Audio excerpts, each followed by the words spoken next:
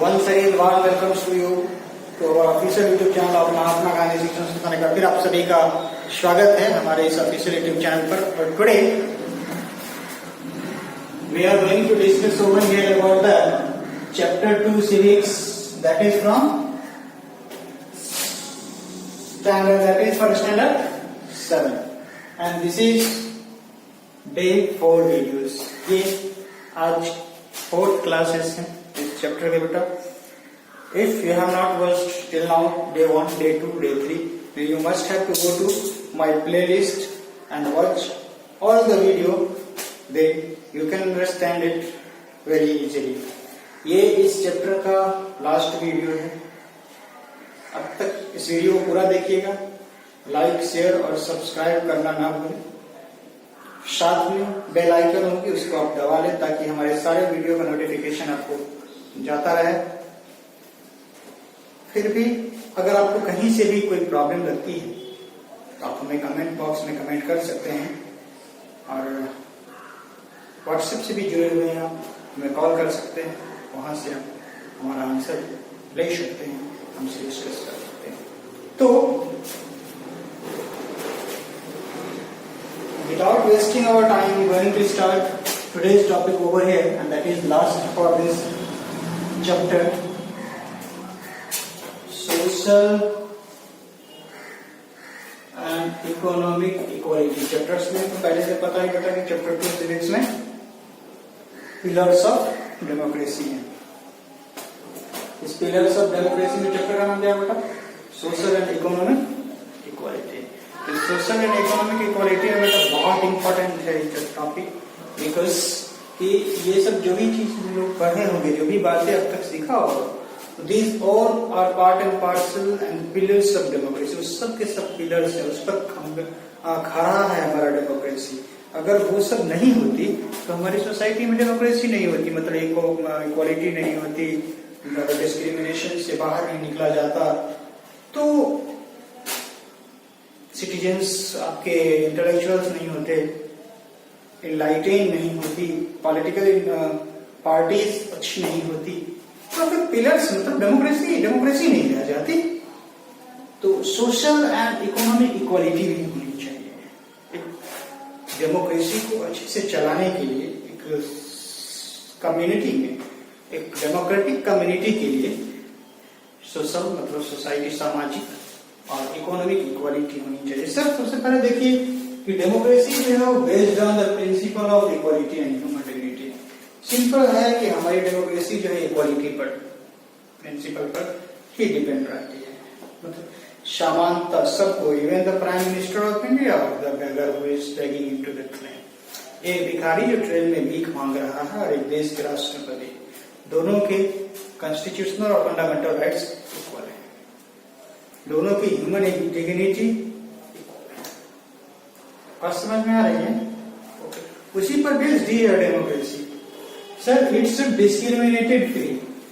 किसी भी democratic society में, किसी भी डेमोक्रेटिक आपको कम्युनिटी में डिस्क्रिमिनेशन फ्री होना चाहिए। डिस्क्रिमिनेशन मतलब भेदभाव, मतलब caste, gender, race, colour, properties आदि के आधार पर, इन सबों के बेसिस पर डिस्क्रिमिनेट नहीं किया जाना चाहिए। मतलब डिस्क्रिमिनेट का मतलब समझ रहे हैं, भेदभाव नहीं किया जाना चाहिए, एक दूसरे को नीचे की नजर से नहीं देखा जाना चाहिए, तो हुई democracy.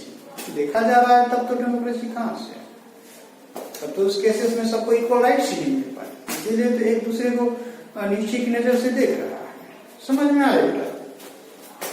All sections of society should be equal partners in the development of the community.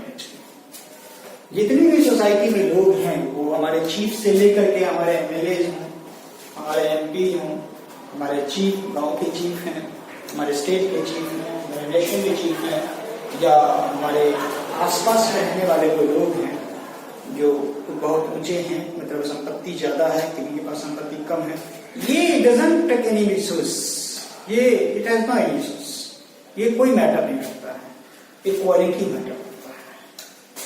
सबसे मैटर क्या रखता है? इक्वालिटी, समानता होनी चाहिए। और समाज के डेवलपमेंट में सबके व्यक्ति का इक्वल योगदान रहना चाहिए, सबकी रिस्पॉन्सिबिलिटी इक्वल होनी चाहिए, उसमें लोग इक्वल हिस्सा ले, तो हुई democracy. Okay, rule of law during the democracy, the rule of law is going on. Rule of law means what? Under the Indian constitution, under the laws, we all are equal. Simple जानना है कि भारतीय संविधान के नीचे सभी बराबर हैं, इतना जानना है, उससे ज्यादा नहीं जानना है। सबको इक्वल राइट्स मिला हुआ है, कोई दिक्कत है sir? Every citizen equal before the law, laws guarantee justice and fairness. Laws क्या देती है? हमारे यहाँ लॉज कौन बनाती है? लेजिस्लेटिव। लॉज को फॉलो कौन करवाती है? मेंटेन कौन करवाती है? एग्जीक्यूटिव। अगर वायलेंस हुआ, लॉज के खिलाफ हो गया, तो उसको फिर पनिशमेंट कौन देती है? जुडिशरी। तो सर जस्टिस, हमको लॉज क्या देता है? वो जस्टिस देता है, फेयरनेस देता है। फेयरनेस देता है मतलब एक दूसरे के बीच भेदभाव नहीं करता है।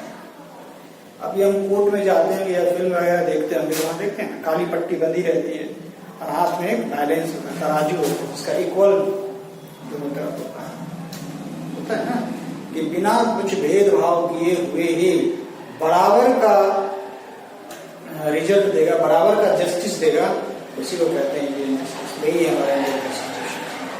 तो लॉज के अकॉर्डिंग सबको इक्वल है, सबको जस्टिस मिलनी चाहिए, सबको फेयरनेस बेस्ड चलनी चाहिए, तब एक डेमोक्रेटिक नेशन, अच्छी डेमोक्रेटिक नेशन। ह्यूमिलिएशन, ह्यूमिलिएशन समझते हैं? मानव को मानवता के खिलाफ जाकर, उसके खिलाफ जाकर मानव के लिए, जैसे किसी को नौकर बनाकर, बंधुआ मजदूर बनाकर काम करवाना, किसी का बहुत मजाक उड़ाना, खिल्लियां उड़ाना, उसकी संपत्ति और उसके बोले बंदा का मजाक उड़ाना, उनके गरीब होने का मजाक उड़ाना, ये सब ह्यूमिलिएशन है। क्या है सब? ह्यूमिलिएशन है। और there is no any place of humiliation in the Indian constitution और Indian democratic Nations.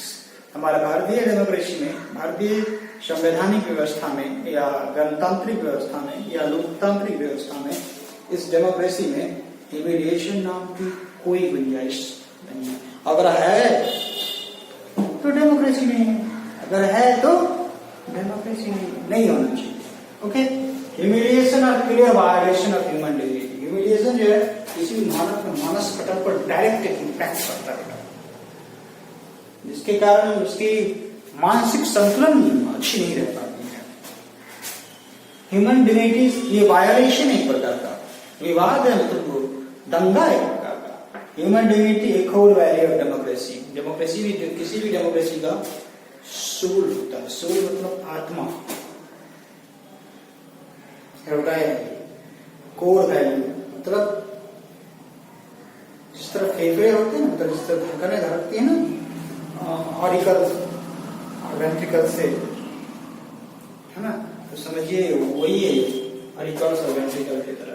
Human dignity एक कोर वैल्यू ऑफ डेमोक्रेसी। किसी भी डेमोक्रेटिक में जब तक ह्यूमन डिग्निटी नहीं होगी, जब तक एक मानव को दूसरे मानव का सम्मान नहीं मिलेगा, एक मानव के व्यूज को दूसरे मनुष्य के व्यूज को रिस्पेक्ट नहीं मिलेगा, हमारे व्यूज को कोई रिस्पेक्ट नहीं देगा और दूसरे के व्यूज को हम रिस्पेक्ट नहीं देंगे, तो वायलेशन होगी, दंगा होगी, मारपीट हो जाएगी।